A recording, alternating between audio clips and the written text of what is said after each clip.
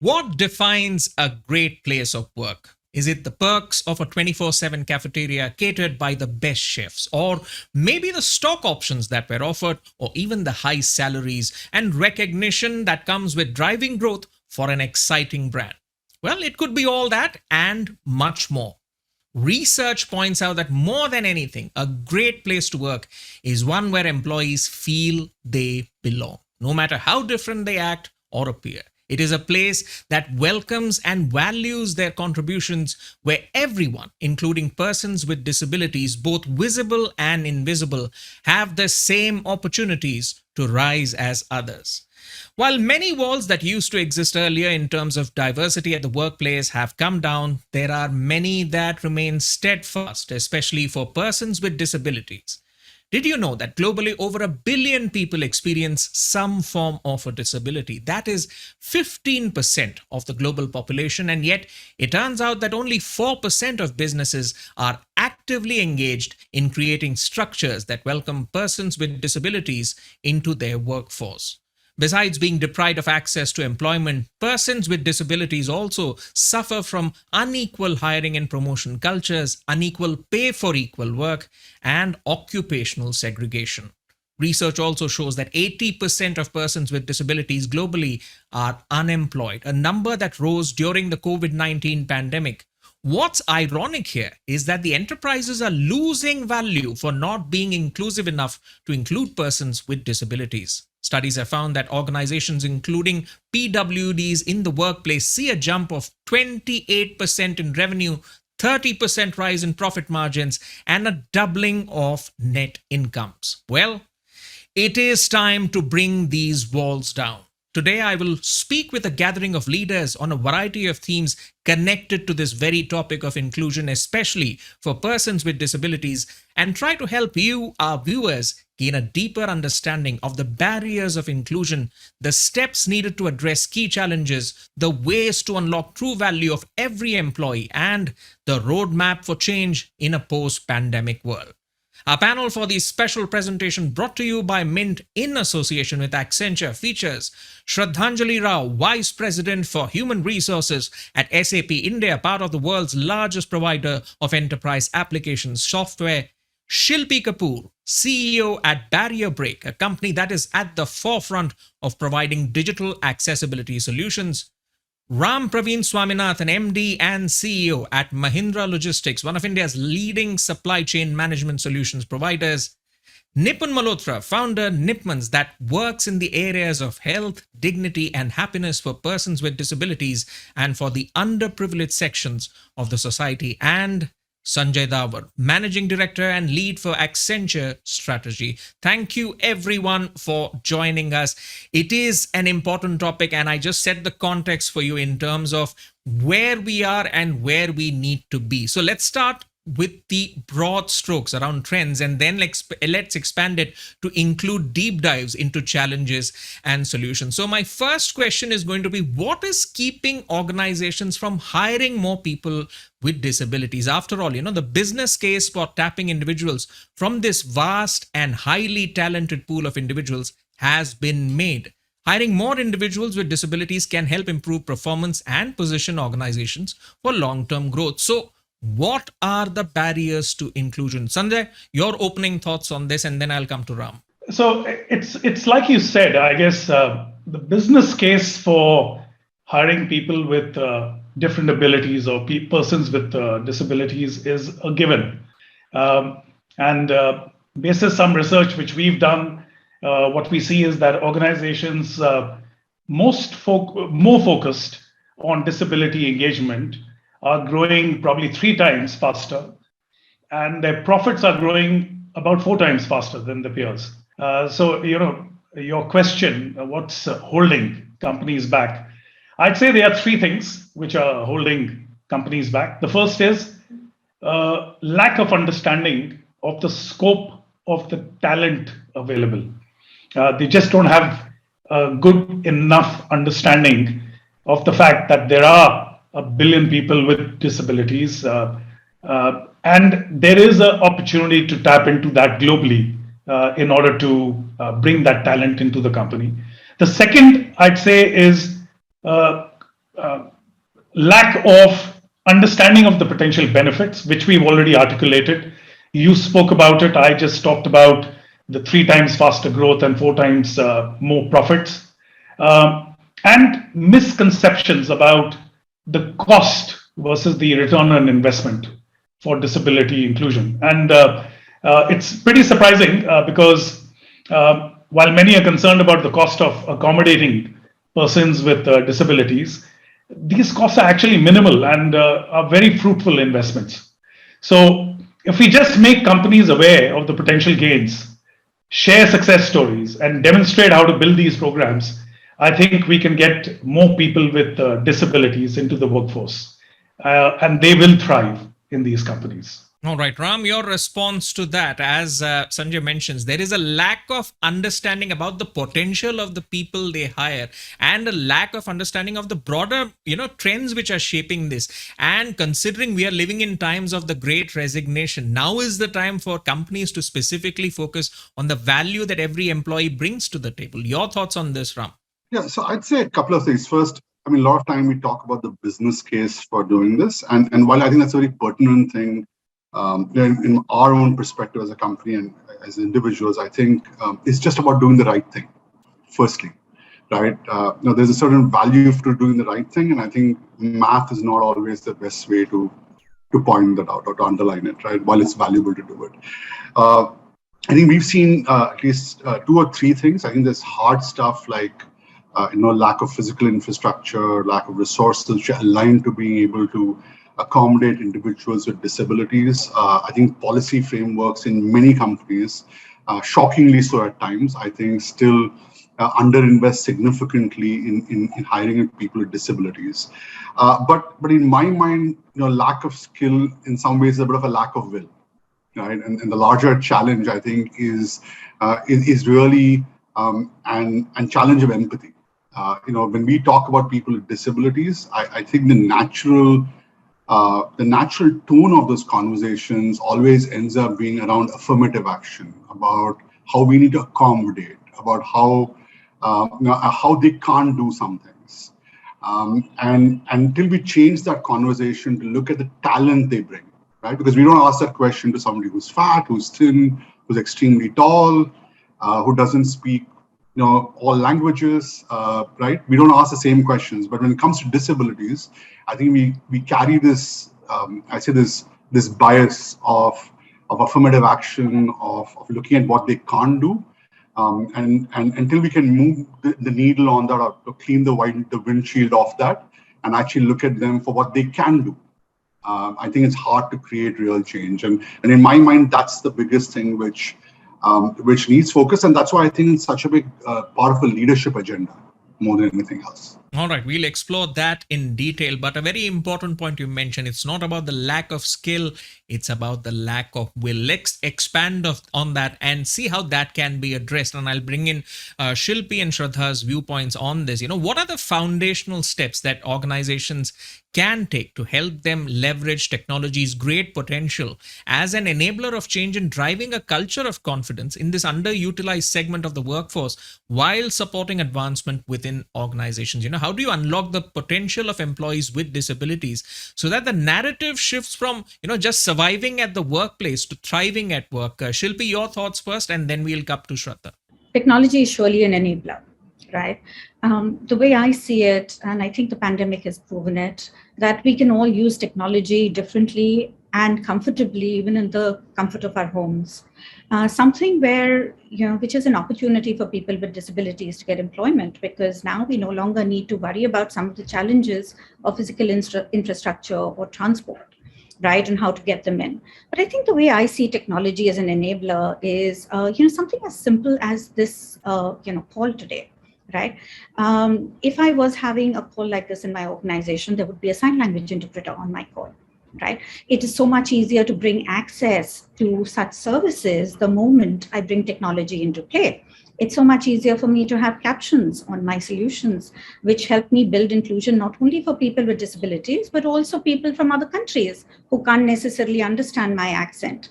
So I think technology is, has shown us that this is the way forward. And interestingly, inclusive technology is something which is not only just for people with disabilities, but also for you and me. Right. So all of us are using Pinch and Zoom on our mobile handsets and seeing our screens. And that's actually created for people with low vision, or for somebody else. So the catch here is that, it's the adoption of technology. I think when it comes to technology, we've been creating this digital divide, right, by not creating inclusive technology. But I think the trend is shifting. The last 3 years, 4 years has shown us that more and more companies are looking to build inclusive technology and accessible technology. It's no longer an add-on feature. It's no longer a company saying, oh, you have a person with disability, please, this is a tool, you can only use it with this. Today, companies are becoming more proactive about it. But I think we yet need to see the landscape shifting so that companies can employ more people. So here's a very simple anecdote. My own organization, with 240 of us, 65% of Barrier Break are people with disabilities. We needed an HRMS system that we wanted to procure, something within our cost range, right? Not something within a multinational cost range. We couldn't find a single solution in India which was accessible, which understood Indian compliances. So we had to go and tie up with somebody who was willing to make change happen and make it inclusive. So we need tech companies to look at the opportunity as a business case, as a revenue opportunity, as a customer base that they can expand into. And I think that's how I see tech today, Gautam. Well, you could see it as inclusive by design. And as you're saying, the landscape is shifting. But it's also interesting that you mentioned that, we also have to look at it from the broader application perspective. It's not just using technologies, using solutions to only cater to a certain subset. It is that when you think about inclusivity and you bring it in your organization, it has a wider positive rollover effect. Great point there, Shilpi. Shraddha, your thoughts on this? Just building on what Shilpi said, technology is hugely level played the field, right? But it's not about fixing for what is missing. It's about taking it to the next level. And I think that is the difference that we want to play, right? There's enough and more technology that is there today. Could it get better? For sure. And I do hope so. But there is, JAWS, there's Zoom Text, there's OrCam, there's Window Eyes for visually challenged people. There is for audio, there's AVA. So there's a whole lot that's out there that's in your laptops that we don't know about. And, it's about the change in behavior for a larger audience for you wanting to do it. Next time you record a meeting on Teams, allow for captions to happen, even though 10 out of 10 members of your team don't require it. Tomorrow, if there is somebody else requires, you cannot go back and do something in the past, right? So there's a lot of technology out there, but our understanding of that and application outside of the community in a larger fraternity needs to be absorbed. And just building on Shilpi's point of view, at SAP, I have the pleasure and privilege of being a product company representative. We have an SAP accessibility guide, and that's not just for our HR products, for every single product. What has to be built? How is that accessible for people who are differently abled? And all of those these are not good to have. These are features now we are must have. Otherwise, we do not release the product, right? That's the level of dedication. But more importantly, I think I want to bring about the change. Technology is an enabler. There is more that's required in behavior to make that happen, right? And as a core building block in a organization's culture, you need to do things, right? Sensitization is one part, and I'm sure a lot of corporates are doing. But I truly believe I've spent a decade on D&I now, and there's a lot more that we can do. You can't fix this with somebody with disability and their manager. The peer group is very important. Right? Absolutely. Accessibility audits, your buildings, your compliance, your infrastructure, needs. They're not good to have, and they're not an ROI conversation. They're a must do, and they must be done without a second thought. A Braille instruction manual, right? Wheelchair accessibility, audio inputs for your elevators. Next time you ever see something missing, raise your voice. That has to be taken care, even though you may not have somebody who needs it today. It has to be built for tomorrow. And I'll give you one example. Physical disability is still there to see. Neurodiversity disability, is a topic that is so strong, but the acceptance of it in the organizations is so limited. We talk about autism spectrum. We have run a program on autism for over 10 years, and we don't hire people for certain roles. We actually hire them as what they're good at and place them in roles, right? So we have somebody called Asha Sridhar. She's been with us for over 8 years on the autism spectrum, doing a fantastic job, moved across roles, moved across teams. It's about giving that opportunity. Of course, technology is the basis, but I think there's a lot more that needs to happen to make that enabled. All right, great point, Shraddha. But it's also good to see that large tech companies are also integrating accessibility natively within their products. That takes care of the technology side of the equation. But a very important point that you mentioned there is that the peer group, the broader peer group, also needs to be sensitized. The manager needs to see the value of what someone brings to the table, because as I mentioned at the start, disability may not always be visible. It could also be invisible. So you need to be cognizant and think about inclusivity in a broader perspective, in a broader outcome. Good point there. Let me bring in Nipun at this stage. Nipun, how does a culture of equality act as a powerful multiplier of innovation and growth for any enterprise, large or small, especially as the world is moving towards a more hybrid model of working, which could say, in a sense, address mobility issues, at least for employees with disabilities? How can the leadership be convinced to make those investments needed? No, absolutely. I think that's a very good question. Disability does lead to innovation. In fact, I think Shilpi gave a few examples, but for example, earlier as well, text messaging was actually created for the deaf in its primitive form. And then today, everybody uses text messaging in that sense. As far as investments are concerned, a lot of people have spoken about technology, but even when it comes to physical infrastructure, I think top management in companies needs to realize that if you have an accessible company, in terms of having a physical infrastructure that's completely accessible to persons with disabilities, you're not only catering to persons with disabilities, but you're catering to everybody. Because I feel that everybody in the world is really temporarily able-bodied, and somebody is just an injury or a small fracture away from needing a wheelchair or any other disability aid in that sense. So when you're looking at accessibility and accessible infrastructure, you're looking at inclusiveness for everybody, and I think that is something which is a big selling point that companies need to realize when they are ensuring accessibility in that sense. All right. Taking that point forward, Sanjay, how do you measure the value of inclusion for an enterprise and make it part of an organization's DNA, which remains in focus even when business priorities change? Because when the times are good, sure, the company will make the effort. The issue is when the times are interesting and the company has business priorities to take off. What happens then? Yeah, no, absolutely. And I think, they've been such great points made by the panelists.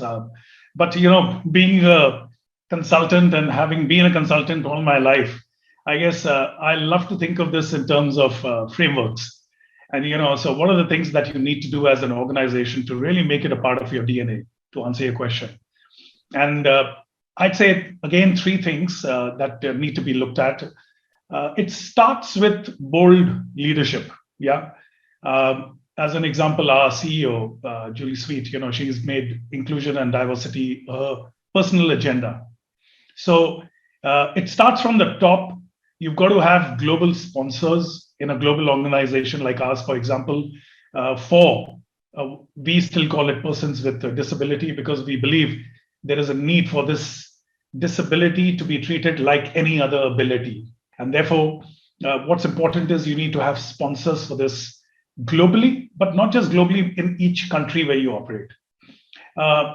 You need to go even beyond that to have people at leadership levels really own this. And you need to have the people as champions, because it's critical that this starts from the top and goes down. Of course, it needs to be bottom up, but it's got to be top down. It's about having bold hiring targets. And, we talked about, this is not just about affirmation, but it is also about affirmation, because unless you put some targets out there, we see, and we saw this way with gender diversity in the past, unless you have some bold targets, things don't move. The second piece is really about what I'd like to call comprehensive action. So, this is all about equal policies, and, Nipun touched upon it. The others have also spoken about it, but are your benefits, are your medical insurance policies, for example, taking care of people with disabilities? people with disabilities open to all roles. And a great point made earlier that you don't hire them for roles, but you have to make sure they are in a position to apply for any role that they want, and then you judge basis the assessment whether they will be successful in that particular role. In our experience, it's also been about hiring teams being dedicated, not just for attracting, but also engaging with this population. Another key thing, and I don't know if you all are seeing the same thing, which is self-disclosures. In fact, in our experience, very often less than 50% of the people actually self-declare they have a disability. And we talked about invisible disabilities earlier. 75% of the disabilities are actually invisible. So there's got to be a program to be able to encourage people to self-declare. And I'd say, finally, it's about sensitization, which is also being talked about, so I won't dwell there. But finally, it's also about having an enabling sort of an environment within the organization. So just having leaders is not enough. You need to have champions across the organization. As somebody said, the peers are very important. They need to sign up as champions. You've got to create employee resource groups, and those could be different things. It could be for the visually impaired, for the hearing impaired, autism we talked about. There's so many enterprise resource groups that you can actually form. Accessibility, everybody has talked about it. It's physical, but it's also technological. But I believe most importantly, it's attitudinal. How do you change the attitudes of the people? Accessibility, we've talked about it. One of the things we do is we've got a accessibility center which comes up with these solutions, which we don't take only internally to our employees, but now we are taking to our clients and we are taking it to our ecosystem. And most importantly, mental wellness, because I think like everybody else, especially in these COVID times, but especially for this group, I think mental wellness is something that we really need to think about. So I'd say those three things: bold leadership, very comprehensive action, and empowering environment within the organization. All right, Sanjay. And we'll expand on some of those points, ranging from bold leadership to disclosure, enabling effective disclosure. But taking the point of an enabling environment, Shraddha, I want to get your perspective on this. From onboarding to life at work and employee evaluations, how can an organization make the entire experience more fair for persons with disabilities? Sure. I'm very glad that you asked this question, Gautam. After having spent so much time on diversity and inclusion, earlier this year with a co-author, we published a book on this because we realized that different organizations are at different stages of maturity with respect to this topic. Now, most of them were looking at what were the gaps and fixing it. Now, the intent was good, but what that invariably happened is for the different segments of employees, they had different experiences. And that's not a great feeling. I can give it to you in writing from personal experience. That's not. You will actually attain what you wish to attain only when you integrate experiences. So what do I mean by that? When you're looking at onboarding, it's not about, so when we realize that, you have one odd hire in a year, you don't realize. But the minute you make the effort to make sure your receptionist knows how to take care of somebody whose needs are different, that makes a difference, right? 8:45 on a Monday morning for a 9 a.m. onboarding, somebody needs to get that act together and you need to commit to it. Receiving teams, sensitizing. Obviously, I spoke about the infrastructure requirement, but more importantly than that, I'll give you a small example. Railings for visually impaired. We may not have many, but our entire building, which is, all our offices for 15,000 people are ready for that. Why? Because that's important. It shouldn't be that place is not accessible. New hire guides. Now, this is onboarding is done for everybody. Largely people, you have a particular audience in mind. And if you have one exception or two exception hires, you fix the system for them. But the point is to redesign the system that it will always work and it does not need you to fix. So an assimilation guide that is available to somebody who is visually impaired or, auditorily needs are different, that needs to be put in place. One thing that I must call out is have a policy and a stance out there in your corporate portals, right? Not just as a policy, but let your leadership talk about it. I think the previous speaker also spoke about it. Look at how you're communicating to this audience. sometimes you don't always find them in the talent pool. Sometimes you have to go after them. And there are certain communities where you will find people come across. So if you have testimonials from your employees, you will have to, that's what works best, because there's somebody who's joined you, who's experienced you, and is willing to go out there and be a brand ambassador. So the minute you look at onboarding, opening your doors, the infrastructure, the recipient teams, career development, I have seen so many challenges of people not feeling fairness in the career assessment and growth opportunities. Every learning curriculum at SAP is customized and is open for people people who are differently able, right? Be it in terms of text to speech, speech to text, or all softwares. It is absolutely accessible. Like I said, that's 100% commitment. So you ensure that you're providing them a platform, but also giving them opportunities to learn and grow. And I think we also spoke about movement across roles. We do it very actively for our top talents. How much of our efforts are we putting for differently able people? And I think that's the bit where you move the needle forward. You integrate experiences, you don't start a parallel process. Parallel process is a short-term fix, but a long-term integrated experience is what will really, really help. All right, Nipun, let me get your response to that. In a sense, it's also about crossing the Rubicon for someone who's working, who's wondering as to what their future is in the organization. From your work with persons with disabilities, what can potentially help them gain more confidence at work and help them take a seat at the table?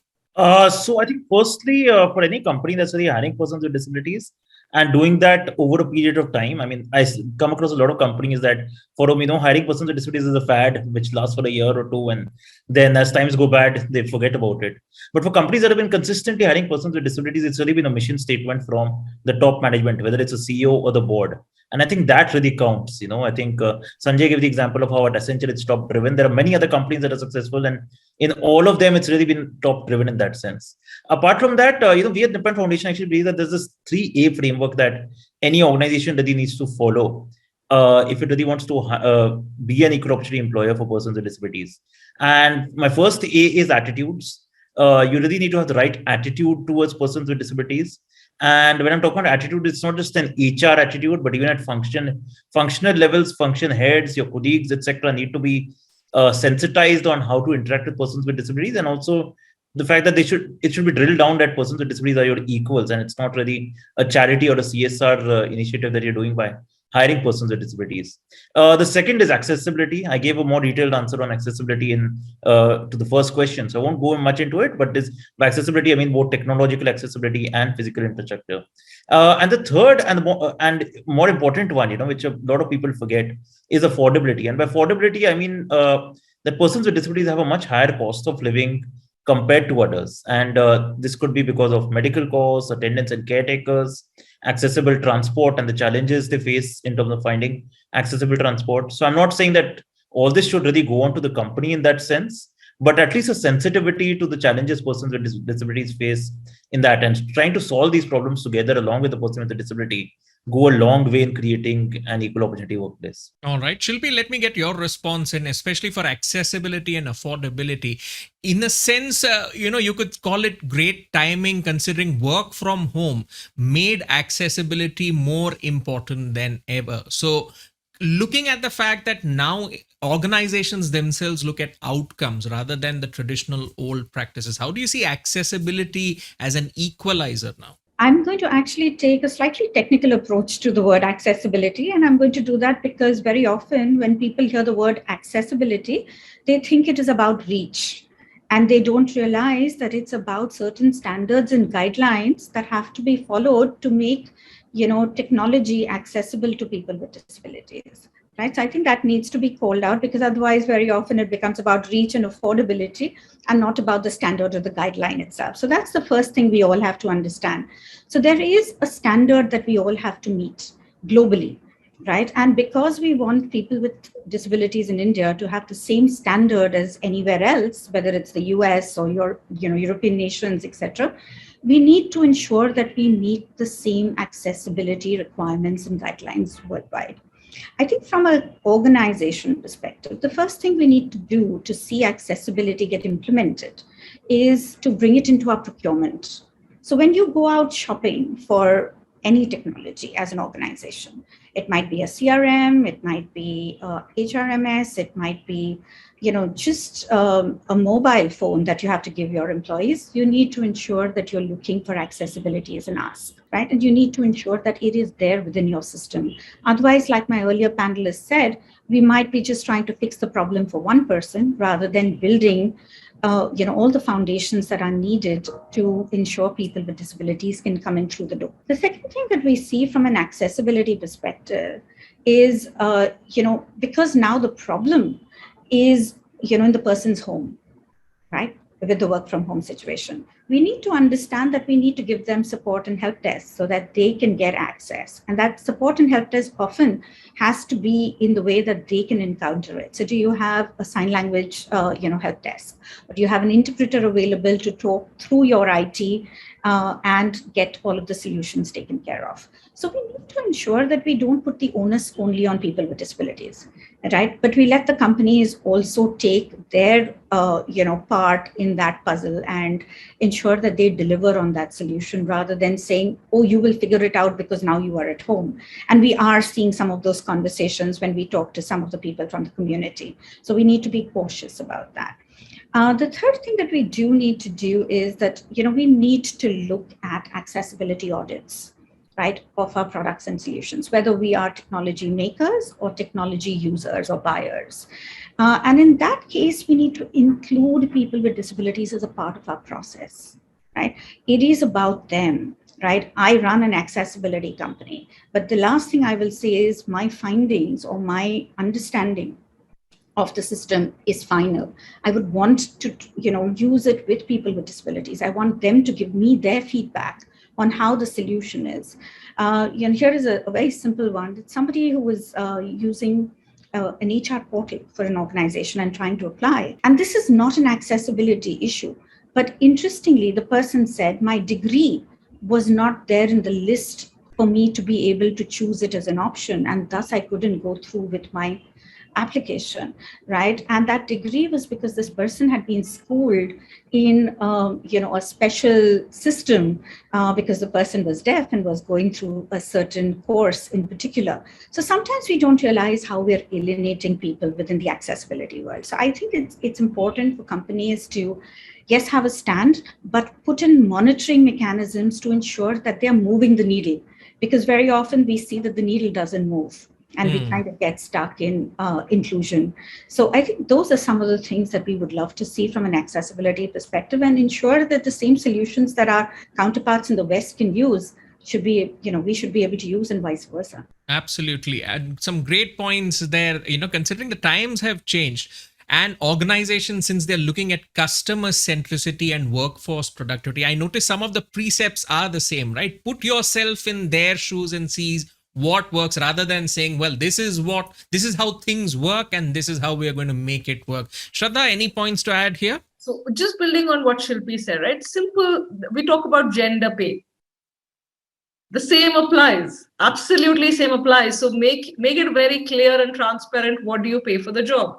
And it's not about what the starting point is. And I'll give you as a genuine example. We've seen sometimes when some of these candidates don't come from the same corporate groups, their salaries will be very low. And when you say I'm going to give a 10%, 50%, that's not fair anymore, because they will not catch up. So you have to take a stance on compensation. Like I'm sure, like we spoke about monetary, pay for the job. It's irrespective of where the person stands, and hold the person accountable and responsible for what the person is supposed to deliver. Make the person successful, but go all the way. Don't say I will take 2 years to figure out where this will, and over the period of time I will correct it. I think that is the mindset change I want to, propagate, and that's something that will go a long way, both economically helping the candidates, but also organizationally changing the mindset. Absolutely. And, in my discussions with a lot of the executives, this is the exact point we mentioned. When you hire for the role, then you pay for the role. It is irrespective of where the experience lies, right? Because you will have that filter. And once you select, what that person used to earn earlier is immaterial. And in a sense, it also gives the employee the cue that the organization looks at empowering them. And in a sense, we live in a world where every employee is a product manager, where if they are truly empowered, they will make those decisions, they will correct some of the wrong things which are happening and take ownership of the product rather than just relying on, cues from the top. But speaking about cues from the top, Sanjay had touched upon this, which is about, executive awareness. I'll come to Ram's thoughts on that. Ram, how do you expand executive awareness in fostering disability inclusion? Many are not even fully aware of the barriers to inclusion that may exist in their organization. According to an Accenture survey, while 67% of C-suite respondents believe that they have built a supportive workplace that enables their disabled employees to thrive with the right technology and, say, environment and support, only 41% of employees with disabilities agreed. So my question to you, Ram, is how can this disconnect be addressed? Yes, I think that's a classic dichotomy, isn't it? A lot of affirmative programs focus on getting people on the treadmill. They don't actually help you run the treadmill faster, right? So that's I would say it's an uncommon problem. For us, we've tried to approach it in multiple ways. It's still early days, but we try to do a few things which I think are at least working for us thus far. I think one, we invest a lot in having programs with measurable outcomes. Right? Those span recruitment, infrastructure improvement, which by the way is table stakes, right? Developing policies, which whether it's Mediclaim, benefits, support programs. So we've invested in that one layer of saying let's have big, bold programs. Right, and make them really bold. Right, if you know the answer for it immediately, then it's actually not a program, right? And kind of make it very measurable in terms of outcomes. So that's one thing which we try to do. The second thing which we really invest a lot on is actually driving more communication and recognition of people who actually embrace it, right? And sharing experiences, which we think is really important because it is interesting how much peer-to-peer influence exists in a workplace, right? And how you can actually leverage on that as a catalyst. So, if another CEO in the Mahindra group is doing it, then it kind of becomes incumbent on me saying, why am I not thinking about it, right? So that's a dynamic which we really try to foster in the company. The third one, which we're really trying to do, is focus on onboarding and upskilling, right? And I think it was Shraddha or Shilpi who made this point about it's not just about the manager. I think it's about the entire environment. Saying and we historically have never been a company which thought about that too much, right? Saying, how do we onboard them in a better way? How do we help upskill them and make them grow in the company, right? And we have things like warehouse. Logistics is a very underregulated industry, right? So we have things starting from orange teams on our shop floors, which help kind of buddy programs, which help upskill people. Try to do more on the job because that actually makes it more enriching. So that's one area we've really invested in. But my favorite thing actually is kind of just is what we call our inclusive leadership series. So we run this program. We try to get leaders who come and just talk about their experience as leaders in developing inclusion, right? And that comes back very early on. One of the best pieces of advice I got, because I ran D&I for a long time as a set of statistics, as the bane of most, I guess, professionals. Was I had to hit a metric, and I kind of focus on getting that metric done, mostly with the help of my HR leaders.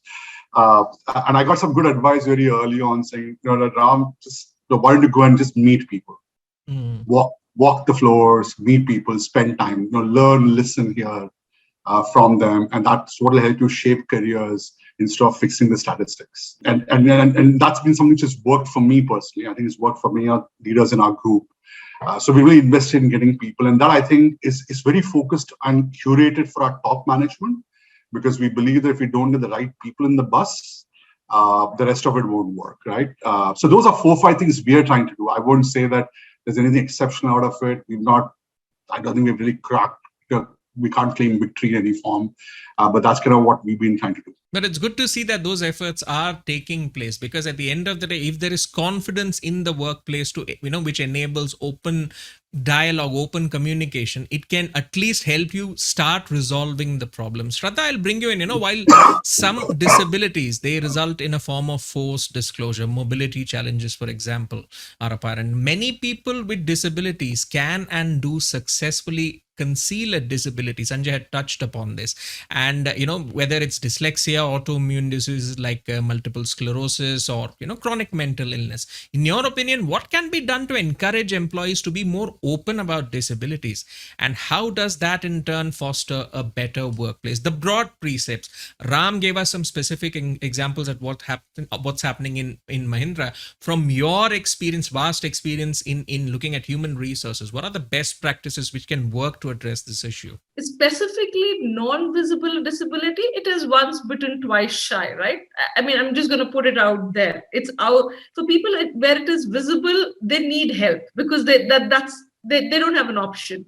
Now here, everybody, I think the big issues are assumptions, right? Making uninformed decisions, assuming on people's capability and capacity based on a visual, or an instant assessment, not giving that person enough opportunity. There's some things that we have to get right, Gautam. Really, really, basics in terms of the language you use. Like somebody spoke, Ram spoke, as leaders, I'll give you an example. The entire leadership team, we put them in Dharavi for 2 weeks to see, and that's a course, that's a social sabbatical that all our executive leaders do to get a reality check of life. And that's where you see a part of society that you don't get up and see every day, right? And that would have a mix of all kinds of people. So I think the language that you use, it starts from the leader all the way down, adjectives. Even harmless adjectives have to be stopped. Basics, right? Learn to recognize inappropriate behaviors. And I'm not talking about raw and posh. I'm talking about the jokes that get away. Even when the employee per se is okay. Please remember, the employee may say it's okay, but they're never okay. They're just the odd one out, so they don't want to stand out. That's about it, right? That's how comments, jokes, anything in that area has to be immediately banned. And it's not something that you do after the incident, right? A lot of times I hear in organizations, after the incident has happened, we've called people into their respective rooms and taken care of it. You've not set the precedence for 19 other who are watching, right? So looking at this differently is very, very important. I think the whole concept of it being a sign of weakness has to be stopped. And I'll give you an example. You spoke about multiple sclerosis. Would you hire a customer-facing person with that disability? That goes out to say, and I think Ram also spoke about leaps and bounds. So sometimes it's more than just a KPI. You have to take an in-principle decision, a bigger decision. Implement clear policies. Make sure you're talking about it. Even if there's one single case raised from this community, you will have to be 3 times more careful and make sure that it's taken care. The testimonials are done. Trainings for managers and staffs are taken care. But awareness campaigns, right? A lot of this also makes the other audience uncomfortable. You'll not believe, when we've shared testimonials of people, just out of humanitarian reasons, this belongingness that we're struggling for in this hybrid environment goes up 10 times. Because we all have people from disabilities in our social circuits. We do feel empathy. The point is, are you putting yourself out differently when you come to work? No, we want you to come to work. We want you to accept society for what it is and foster. So resource groups we spoke about, Gautam, I think that's a brilliant example. Go out there and say you have a resource group. So we have resource groups for people with disabilities. We have resource groups for people in the autism spectrum and so on and so forth. These are available. That shows leadership commitment, but that also shows regular employee commitment. So that's how you talk about. But very importantly, first time you hear a joke or an unacceptable comment, then and there you have to stop, because there's no corrective action the next day. All right, Sanjay, let me bring you in to expand on this talking point. While it's regular, what about leadership? Seeing persons with disabilities in leadership positions can help others see themselves represented in the workforce, as well as, find their role models. But research has shown that PWDs in senior positions often hide their disabilities, which denies a potential mentorship opportunity. So what do you think is at the heart of this phenomenon, and what can be done to combat it? No, you're absolutely right. In fact, you cited the research where, you said that about 75% of employees and more importantly, 80% of leaders are not transparent about declaring their disability. And I think what we found to be very effective is just having more leaders who have some disability talk about their disability. And I mean, a great example of this is one of my colleagues, Sanjay Mehta, and he's very active on social media, who has a autoimmune disease, and but he talks about it. He uses opportunities to get in front of people in our organization across levels and talk about his challenges, but also the opportunity which he's got despite having a disability. And it's not just Accenture. I mean, another great example is even in Microsoft, if you see Saqib Sheikh, who's a software engineer who leads their Seeing AI team. I mean, he's worked for over 15 years and devoted his career to, coming up with things which makes it more possible for individuals with sight related impairments to function in society. So I'd say it's about having role models clearly, but it's not just role models only at the leadership level, because I don't believe that's the right way to go about it, but across the level. So I mean, given that we are celebrating International Day for people with disabilities, earlier today we've just come off a conversation where two of our colleagues, Naveen and Poonam, they've got acquired disabilities. Now imagine somebody who had sight but then lost her sight. How did she deal with it? Or for that matter, if you were involved with an accident and you lost some mobility functionality, how did you deal with it? So the more you've got examples of people coming up and speaking about it and sharing their experience and how the organization and the ecosystem helped. It's not just about the organization, it's also the ecosystem, friends, how everybody comes together and helps out that individual. The more examples like this we have, I think the more even leaders and people across the organization would feel comfortable sharing their disability and self-declaring. And that's one of my major tasks. I lead our person with disability program as far as India is concerned. And my biggest task is how do we get people to self-declare? Because we don't have data, but we believe that less than 50% probably actually self-declaring today. All right. Shilpi, your thoughts on what Sanjay said, and after that, we'll come to Shraddha for her thoughts. Thank you for that. So, Sanjay, I totally agree with you. I'm going to take the conversation one step ahead. It's not about them, it's about us. All of us are going to feel some kind of impairment in our lifetime, right? I'll take myself, for example. I have a tremor, I got it from birth. As per the Indian law, I am not a person with disability, right? But I struggle to open jars. I struggle to carry something heavy. But as per the Indian law, I am not a person with disability. But when we start looking at our lives and looking at, things where we can't do something as effectively as we could, right? For a lot of us, it just might be specs or contact lenses. I know a lot of you on this chat are wearing those, and that's near and far sightedness. So I think it's about changing the conversation.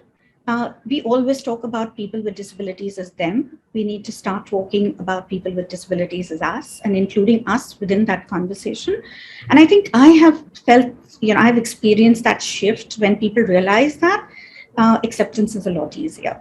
So I think that's one I would surely say for everybody who's listening, to just look at it from your own perspective, and you will see that disability is not out there, it's everywhere. Well, let's hope, peer pressure always has a negative connotation. Let's hope there's also a positive connotation where everyone sees, if they can talk and be open about it, why not me? Shraddha, your thoughts? Just building on that one. So one thing that worked fantastically, I spoke about the example with the leadership going to, getting a social sabbatical experience. We did blind chess. Okay, so one particular day we called in people who are visually from an NGO that we would support otherwise, and we asked our employees to go interact with them. Nobody had a freaking clue. And I must tell you, it was a very amusing sight in an indoor cafeteria, 400 people. Nobody had seen what blind chess would mean. But we got beaten black and blue. And I will speak from myself. I got beaten black and blue at chess. I did not even know. And you're playing with somebody who's, and you're learning, you appreciate that. You understand the effort it takes for them to walk downstairs, how you need to take care of these things. I think just after that one exercise or one day of interaction, so many employees went back with a bit more realization. So I think I would urge organizations, I would urge us to create platforms from them to us. That story is very important. The minute you see that you are a part of that journey in some sense, and it's your moral accountability, it's not just the manager and the leader, that's where the wheel will turn faster. And I think let's look at creating experiences where people in general, employees across the board, or citizens as a country, we experience more holistically. All right, let me complete this loop of thought and bring Ram back in. Ram, PWDs have to deal with microaggressions that able employees sometimes practice against them without even being aware. We've been talking about when everyone is aware, we can address it. But what about when the folks are not aware? How can team leads address this issue, and what can an organization do to tackle it on a larger level? I think Gautam, others have spoken about this. Sensitization is a very, very important part of it. A lot of this is just the acts of omission are as much or even greater than the acts of commission. It's like a bunch of employees going down after lunch. Now, if there's one of them who actually has a physical limitation, then now how do they manage to be inclusive with that person and create the space for that person to come along? So I think sensitization is very important to make people realize the environments they are in, and that's particularly true for managers because they obviously have to be role models and not just be champions, right? And that's particularly imperative for them. But sensitization, I think, is very critical, and of course there are many levers to it. I mean, Shraddha or Shilpi and Nipun can probably talk about it far more proficiently than I would. But the core of it, I think sensitization is very critical. All right, Nipun, your thoughts on this? No, I just wanted to, I think Ram made an excellent point, when he said that, maybe after lunch, if the bunch of employees go out socially, is the person with the disability included as well? When I do accessibility audits at workplaces, that's one of the things my foundation does. I often also go and check out the smoking room, and a lot of people say that, "Ab ye kyun dekh rahe ho? Iski kya zarurat hai? मतलब person with disability तो हम higher कर रहे हैं, so cigarette फूकने के लिए तो ले रहे हैं, but to be very honest, if the others can go out and smoke and take a break, why can't a person with a disability too? And as you know, in most companies, in fact, promotions happen at a drinks party in the evening or at or during a smoking break, etc. I've myself done a lot of internships at leading organizations before I started my career in the Nippon Foundation and Nippon Fasteners. And one of the biggest things that I realized is that people with disabilities are often forgotten during the social aspects of a job. And I think that is something which is extremely important. So I just wanted to thank Ram for bringing that up. I think that is a very important context. That's where you actually see whether all these efforts which an organization tries to do they actually pay off when you integrate everyone in an off work setting, whether they're comfortable with that. That's something we should think about. Sanjay, you had some thoughts on this? Yeah, just a slightly different point, though. I thought it'll be interesting to get maybe some reactions on this, which is what we are discovering through research and also even otherwise is that executives are overestimating how inclusive their individual organizations are. And just to put that in context, our research shows that while 70% of the leaders believe that their technological interventions or cultural interventions are being supportive, people with disabilities, only 40% agree with that. And only 20% of the employees with disability feel the organization is fully committed to supporting them. So I was just wondering what the experience of the group is. Is this reality in your experience? Maybe we could start with Ram and then come to Shilpi, Shraddha, and Nipun. Ram? Yeah, so Sanjay, I totally agree with that. I think there is obviously, as leaders, we all suffer from confirmation bias. We look at what we'd like to look at. Culture is all about the rituals of the organization, and I think if we really want to measure, how inclusive the organization is, I think whether it's a gender or PWDs or veterans, I think it's really important to go and look at the rituals of the company. Whether it's Nipun's smoke break or whether it's a walk down the offices, whether it's the coffee breaks, is to actually look at how inclusive those environments are. All And I right. think if you go and look at it, I think we'll find that we have a long way to go. Well, Right? it's an I know honest we have a long way to assessment. go in my organization. Absolutely. An honest assessment there from Ram. Nipun, you wear multiple hats, including being the executive director at a leading automotive fastener manufacturing company in India. So when it comes to fostering a culture of equality, how do your response to what Sanjay has mentioned, how do you ensure your vision translates into reality? Right. I'll first answer the earlier question because I think Sanjay raised an interesting point. Hmm. I end up interacting a lot with a lot of persons with disabilities because I'm a person with a disability myself too. And something that I have noticed that a lot of persons with disabilities who are working also feel that, and I think it's unfortunate and I don't know how to really articulate it, but they also feel that, they've finally landed up a job after a lot of struggle. And even if the company is doing half of what it should do, they should not really complain and they should manage somehow, even though they're not being able to be 100% efficient. And that is unfortunate because the company is not getting out the full resources of the employee with a disability, and the employee with a disability is also not fully being able to be productive because he or she feels that I don't want to trouble the company more.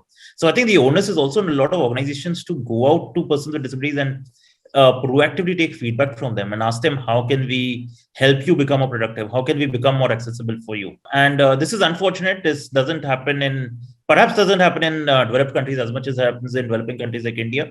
But this is a genuine problem. And as employers, I think the onus is on us to go and check how we can make our workplaces more inclusive. Your second question, can you repeat your second question? Sorry, I missed your...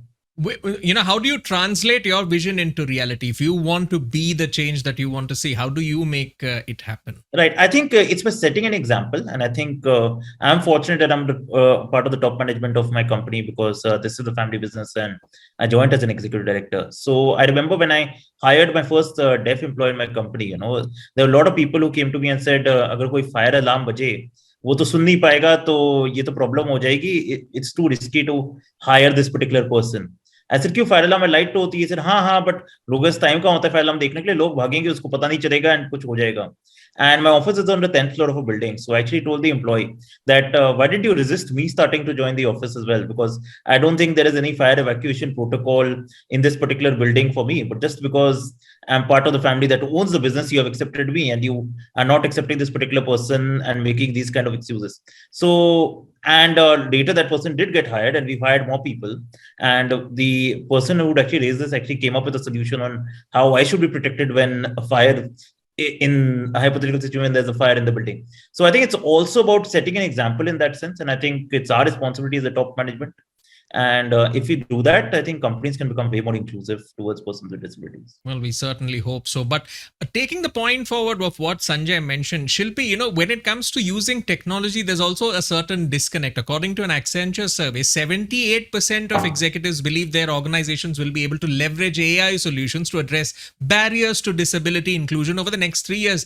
Yet just 32% report that they have inclusive design principles in place to support the development of fair and unbiased AI solutions. That's just one of the aspect picking up to kind of illustrate the disconnect. So what are your thoughts on the disconnect and what needs to be done to bridge that gap? The first thing is, I think people need to realize that accessibility is a journey.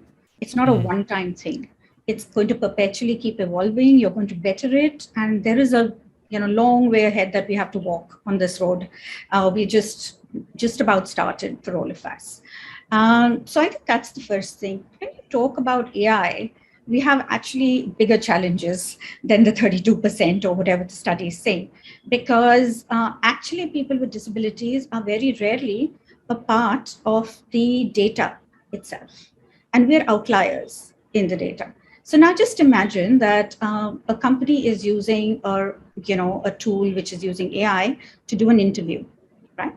And this tool looks for eye contact. Now here we've got somebody who might have either have neurodiversity or might be somebody with low vision who can't focus and would not be using their eyes. The person is going to be pushed out of the asking way before anything, right? They're not even going to make the cut to the next line because that system is going to say this person can't focus at this point of time. So people with disabilities actually are not, are very rarely a part of the data that makes all of the amazing thing in AI happen, right? And that for us is a huge problem. It's actually a problem of ethics, right? Because so some of us actually are in this dialogue, which is AI going to take us back unless we consciously include people with disabilities into this conversation? Or is it again going to build that digital divide and again take it further down? So I think it is something that we have to look at very objectively. We have to look at and find ways to not ensure that does not happen, because with AI and ML, we're just starting off, right? It's new technology for all of us. We have the opportunity to start with building the blocks right, unlike in the case of the web or the mobile, where we actually built accessibility on top rather than it was embedded into the whole process. But for all of us, this is an opportunity. So if any organization that says AI works amazingly well for people with disabilities, I would surely say not a chance. So here's a small example. We went out to create a tool which would just recognize currency, right, in India, because Indian currency is not recognizable. Believe me, we created how many data sets? But there are so many variations that we could not get a precise understanding and an accurate reading at most times. The most interesting thing was that our Indian currency, we have so many versions of the same notes and the same coins, different dates that the government released them, different colors, different usage, folded, crushed, etc., and then the lighting, which ensures that something that should be something is actually, a different note.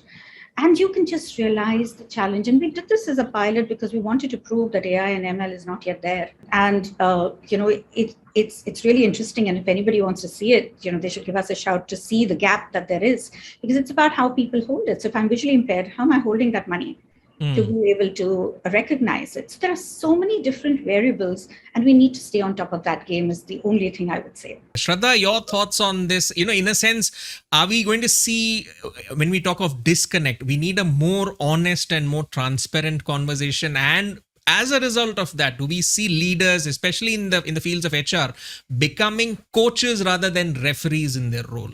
Definitely, without a second thought. And the reason I was smiling when the previous panelists were talking is, the first time, so we had somebody who was hearing impaired with us for a few years, and then he moved on. He was single employee. And when we were changing our infrastructure of the new building, we had nobody and there was no plan to hire. And we were trying to find somebody at this point. Now I'm talking a decade ago. We did not have the great audits that we have today, right? We have a lot more companies doing this. You will not believe, because we have the culture where we've asked people who are differently able to come and tell us what the issues is, because when we are making it, they know our intent is right, but we don't see and feel things the same way. And we actually created this work group to do this. That lady came out and said, my brother is hearing impaired. Can I get him? That's the commitment. So just building on that, I think you can't depend only on technology. You have to get in, even if you don't have people inside, get in people who are going to tell you the truth. And then, yes, give the leadership the decision. In most cases, out of sheer experience, I can tell you what we estimate as the cost to cover for people for disabilities versus the benefit. It's a hands down battle. We just believe the cost is too high, but the returns are way, way higher. So I think it's about creating that infrastructure, creating the psychological safety for people to say, like Nipun said this, right? After years, I finally got a job. I should keep quiet about it. That's not the point. If I make you feel like family, if I truly care for you being at your best, I'll let you speak. I'll make sure I'm speaking to you. And I'll give you one small example. Specifically for people with disabilities, we do a check-in more often than the others because we do not always understand. And we are honest enough to say that I may not know what needed to come out. And out of one such experience is the new assimilation guide for onboarding. So somebody just told us this on our face saying, you could have this, I will make it for you. And the guy made it for us. So it was not even my team. And that's the point of, we need to get into this battle together and we will come out of it. But the idea is we are all there to fight for the right intent. The workplace of 2022, which enables PWDs to operate at their best. What's your thought on this? The guidebook, we'll get your thoughts. So I'm going to stay technical on this. So firstly, embed accessibility into your products, your solutions, test with people with disabilities, and add accessibility as a requirement to your procurement cycle. For anything, whether it's physical, whether it's services, whether it's digital, ensure that you are setting your workplace up to include people with disabilities and not going to do it as an afterthought. All right, Shraddha, your thoughts? I think building further on, one reflection point organization needs to do is we have the opportunity to redesign roles today, right? With this remote working, fully remote options, location agnostic. And it's not about, again, fixing for a few roles. Can you go the other way? By default, it is available to everybody. Right? What do I do to make that happen? So challenge the current norm. So I would want to leave people with the thought saying, if you can relook at the framework with which you've been operating, both in terms of the roles that you offer, the constraints with which, or what you call as mandatory requirements in a job profile, I think ask about that, right? Let's challenge that to absolutely ground zero. How do you make it available for PWD? And add the concept of, and I think Shilpi touched upon it, whatever infrastructural investments organizations make at our offices, can we extend them to somebody's home so that that person is set up more successfully? So that's one big element that I would love to talk about. The second is the cultural nuance. I think the talking, making the work happen, it's one part. It's not just the manager community, peer community, right? Change agents, get your employee volunteer groups up and running, talk about testimonials for success, make sure there are platforms for feedback, and most importantly, make your leaders experience a life. One single dinner in my life, I still remember I did this in California, was in a dark room and completely dark, supported by visually challenged hospitality staff. It has changed my view of how I look and experience, and I will remember this for all my life. So can you create such experiences for your leaders to take more coherent decisions? All right, Nipun, we'll come back to you again. The question on, roadmap for creating more diverse workplaces that offer great opportunities to PWDs for 2022. Your thoughts? Right. The last 2 years have been pretty interesting for persons with disabilities because for a long time, persons with disabilities were demanding of corporates that give us the opportunity to work from home. And a lot of companies used to say that that's really not possible, that's not feasible.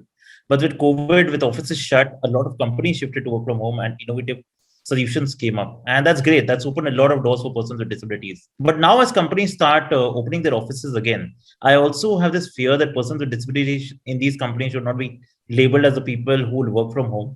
I think it's important that we also make our physical offices accessible so that persons with disabilities really have that choice just like everybody else on whether they want to work from home or come to office, because as we mentioned, the walk after lunch or the smoking break, that's where career development really takes place in that sense, and that's really the more fulfilling experience.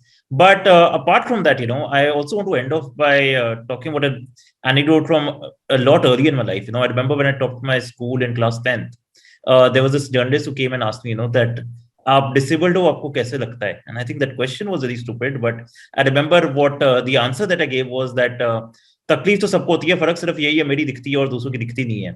So I think companies have to be diverse, not just in terms of disability, but in terms of gender, sexuality, etc. too. And I think the more diverse we are, the more richer we are, because we get in people from different lived experiences and we foster more innovation. Thank you.